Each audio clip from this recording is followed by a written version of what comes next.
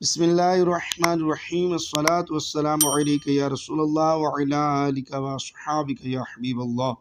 ماں کی دعا اور مقام ولایت۔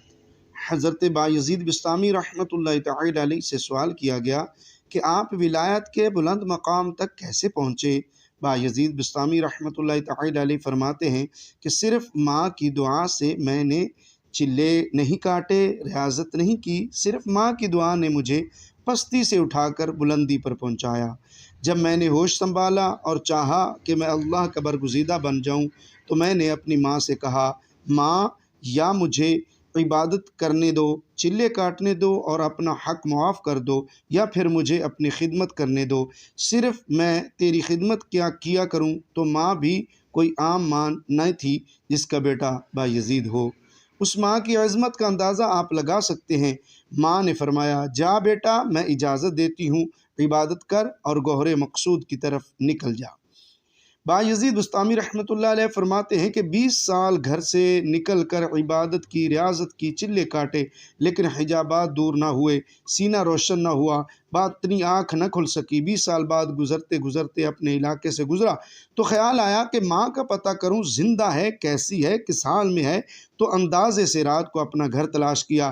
جب دروازے کے پاس پہنچا تو اندر سے ایسے آواز آئی جیسے کوئی وضو کر رہا ہو، اور ساتھ ماں کی آواز آئی، یا اللہ میرے 20 سالہ مسافر کی خیر ہو۔ میں نے دروازے پر دستک دی، آواز آئی، کون؟ میں بولا، ماں تیرا 20 سالہ مسافر ہوں۔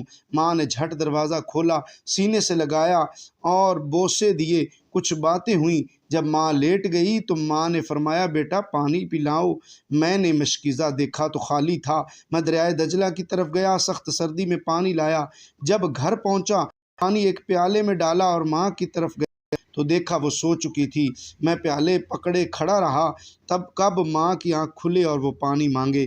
صبح تہجد کے وقت ماں کی آنکھ کھلی، مجھے کھڑے دیکھا تو میں نے ماں سے کہا، پانی؟